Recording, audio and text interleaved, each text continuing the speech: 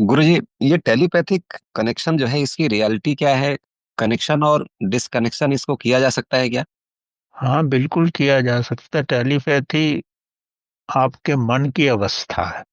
जब आप पूर्ण रूप से शांत हो जाते हैं ना, कंप्लीट साइलेंट होता है आप, तो आपके अंदर ब्रेन वेव्स जो निकलती हैं, और जिस व्यक्ति से आपका लगाव बहुत ज्यादा है, अगर वो भी डेवलप्ड है, तो वो आपकी वेव को कैच करेगा, और उससे आपको पता लगेगा कि उसकी स्थिति क्या है।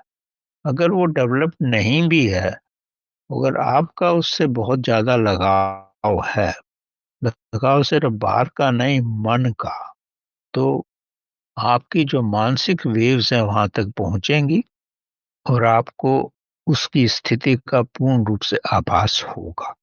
ये बहुत बड़ी साइंस है। इस पे तो साइंटिस्ट भी रिसर्च कर रहे हैं।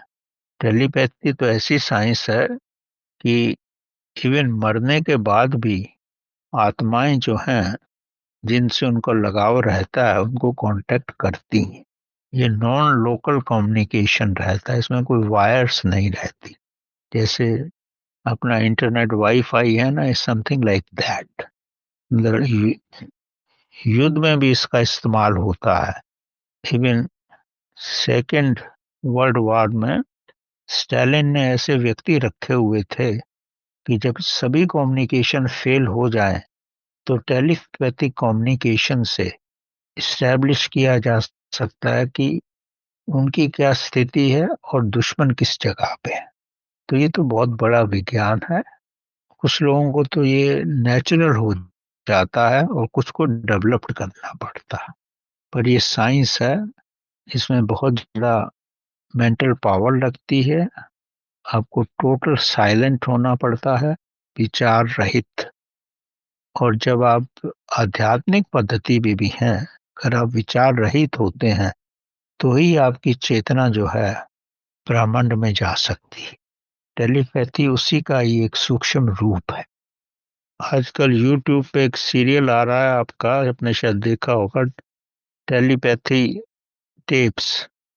जो बच्चे अनडेवलप्ड हैं, कुछ एक बच्चे, सब नहीं, उनको नेचुरल गिफ्ट है टेलीपैथी की, और वो आपस में मिलके कम्युनिकेशन करते हैं। आप यूट्यूब में देखिए, बड़ा रिसेंटली ये नेम क्या बताया आपने? टेलीपैथी टेप्स नाम है इसका। टेलीपैथी टिप्स, ठीक जी, बिल्कुल। इसके 7-8 वीडियोज हैं, आप देख सकते हैं। जी बिल्कुल।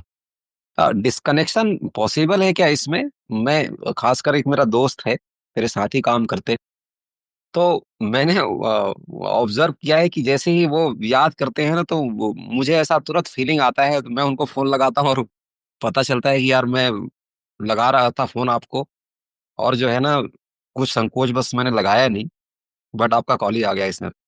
ये करीब 8-10 बार ये घटनाएं हुई। ये 100% होता है, इसमें दो राय नहीं। जी।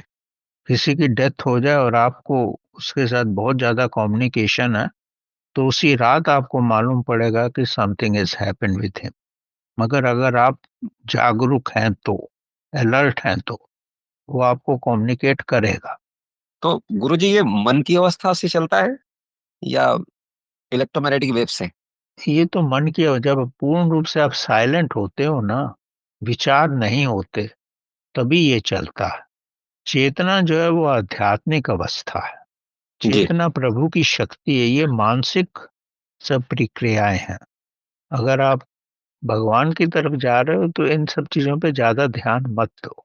जी, मतलब ये चेतना से नहीं है ना, मैं ये क्लियर करना चाह रहा था। ना ना, चेतना से नहीं। चेतना तो एक आपकी ऐसी अवस्था है जो आपको प्रभु से मिलाती है। ये मानसिक अवस्थाएं, ये ये पहले एक कसम से सिद्धि के रूप में ये आती। सिद्धि समझते हैं ना आप, सिद्धि के रूप में आती। इस पे ज्यादा ध्यान मत दो। कुछ लोग इसी पे ध्यान देते हैं और फिर आगे नहीं बढ़ पाते। जी, वो कंफ्यूजन था मुझे कि हाँ हाँ, ये ऐसा है। चैतन्य रूप से हो रहा है, मानसिक रूप से हो रहा है, ये कि और कोई चीज ये है? मानसिक रूप से ही होता है। जब इस रास्ते पे चलते हो, तो मन तो आपका शून्य होता है ना, तो ये तब ये अवस्थाएं आ जाती। इसका जो इम्पैक्ट है हमारे लिए, खुद के लिए, वो पॉजिटिव है कि नेगेटिव है? नहीं, इसका इम्पैक्ट कोई पॉजिटिव नेगेटिव की बात ही नहीं है ना। आपको एक सिद्धि मिल गई, इस सिद्धि पे चलने की आपको जरूरत नहीं है।